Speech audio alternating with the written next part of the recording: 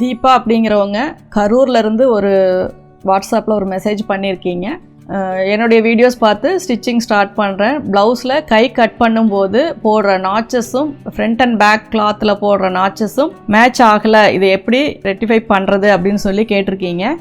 இதில் வந்து பார்த்தீங்கன்னா நிறைய வீடியோஸ் வந்து நமக்கு ஸ்லீவ் வந்து எப்படி ஜாயின் பண்ணுறது, சைடு எப்படி க்ளோசிங் பண்ணுறது அப்படிங்கிறது வந்து நம்ம வீடியோஸ் இருக்குது. நீங்கள் அதில் பார்த்தீங்கனாலும் உங்களுக்கு தெரியும். இருந்தாலும் இப்போ நான் சொல்கிறது அது வந்து டைரெக்டாக வீடியோஸாக பார்க்கலாம். இருந்தாலும் இப்போ நான் சொல்கிறத வச்சு உங்களால் அண்டர்ஸ்டாண்ட் பண்ண முடியுமா அப்படிங்கிறத பார்த்துக்கோங்க.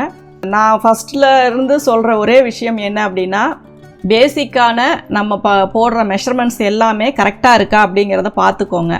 இப்போ ஆம்ஹோலுக்கு வைக்கிற ஆம்ஹோல் ரவுண்டு எவ்வளோ அப்படிங்கிறது கரெக்டாக டிசைட் பண்ணிக்கிட்டீங்க அப்படின்னா, பாடிக்கு வைக்கிற ஆம்ஹோலினுடைய 1/2வும் ஸ்லீவுக்கு வைக்கிற ஆம்ஹோலினுடைய 1/2வும் கரெக்டாக மேட்ச் ஆகணும்.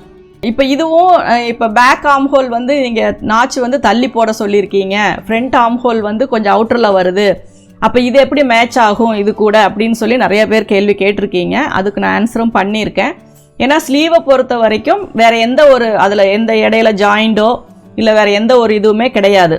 ஸ்லீவ் வந்து நம்ம கட் பண்ணிட்டோம் அப்படின்னா அதில் வர்ற ஒரே ஒரு டிஃபெக்ட் என்ன அப்படின்னா, அந்த ஆம்ஹோல் டெப்த்து வந்து நம்ம கரெக்டாக கட் பண்ணியிருக்கோமா, அதாவது பாடியில் வர்ற ஆம்ஹோல் டெப்த்தும் ஸ்லீவில் கட் பண்ணுற ஆம்ஹோல் டெப்த்தும், அதாவது கைக்குழி அப்படின்னு சொல்லுவோம், கையினுடைய அந்த ஆழம் கட் பண்ணுறது, அது ரெண்டுமே ஓரளவுக்கு ஈக்குவலாக, இதில் 1/2 இன்ச்சுனா அதுலேயே 1/2 இன்ச்சு, இதில் 3/4 இன்ச்சுனா அதுலேயே 3/4 இன்ச்சு, இதில் 1/4 இன்ச்சு அப்படின்னா அதுலேயே 1/4 இன்ச்சு, இந்த மாதிரி வரும்போது உங்களுக்கு அதில் வந்து ப்ராப்ளம் வராது. ஃப்ரண்ட் அண்ட் பேக் ஆம்ஹோல் வந்து கரெக்டாக தான் வரும்.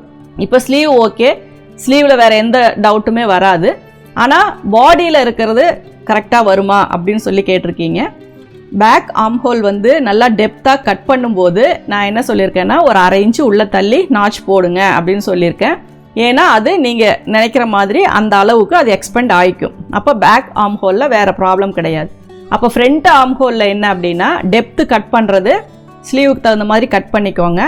சைடில் வந்துட்டு நான் செஸ்ட் ரவுண்ட் 1/4 எவ்வளவோ அதை வந்து கரெக்டாக போட சொல்லியிருக்கேன்.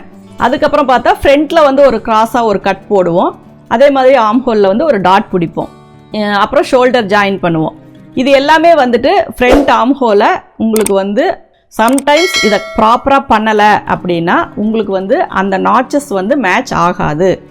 ஏன்னா நீங்கள் இப்போது அந்த ஆம்ஹோல் நாச் வந்து ரொம்ப அதிகமாக பிடிச்சிட்டீங்க அப்படின்னாலும், ஃப்ரண்ட்டில் வந்துட்டு நம்ம டாட்டுக்காக போடுற அந்த கைக்கிட்ட முன்னாடி ஃப்ரண்ட்டில் ஆம்ஹோல் கிட்ட போடுற டாட் வந்து ரொம்ப அதிகமாக பிடிச்சிட்டீங்க அப்படின்னா உங்களுக்கு வந்து அந்த கைக்கும் அந்த ஃப்ரண்ட் ஆம்ஹோல் இதுக்கும் அந்த இது வந்து டாட் வந்து ஈக்குவலாக வராது.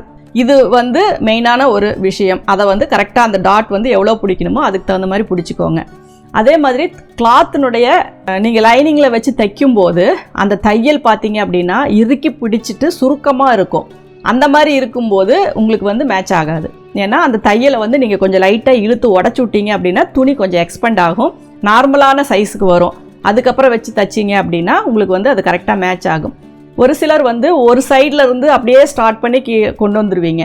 அந்த மாதிரி பண்ணாதீங்க. சென்டர் நாச் வச்சு பாருங்கள், அதாவது ஷோல்டர்கிட்ட சென்டர் நாச் வச்சு பாருங்கள், ஃப்ரண்ட் அண்ட் பேக் ஈவன் வருதா அப்படிங்கிறத பாருங்கள். அதை பார்த்துட்டிங்க அப்படின்னா கண்டிப்பாக இந்த ப்ராப்ளம் வராது. அதே மாதிரி சைடில் வந்துட்டு பாடிக்கு 1/2 இன்ச்சு விட்டுருக்கீங்க அப்படின்னா ஸ்லீவுக்கும் அதே 1/2 இன்ச்சு விடுங்க. பாடிக்கு 1 இன்ச்சு விட்டுருக்கீங்க அப்படின்னா ஸ்லீவுக்கும் அதே 1 இன்ச்சு விடுங்க. அப்படி இருக்கும்போதும் உங்களுக்கு வந்து அந்த எக்ஸஸாக வர்றது அந்த ப்ராப்ளம் வந்து வராது. ஏன்னா துணி அதிகமாக போக போக அதனுடைய இழுவைத்தன்மை அதிகமாகும் போது கூட உங்களுக்கு இந்த மாதிரி பிரச்சனை வரும்.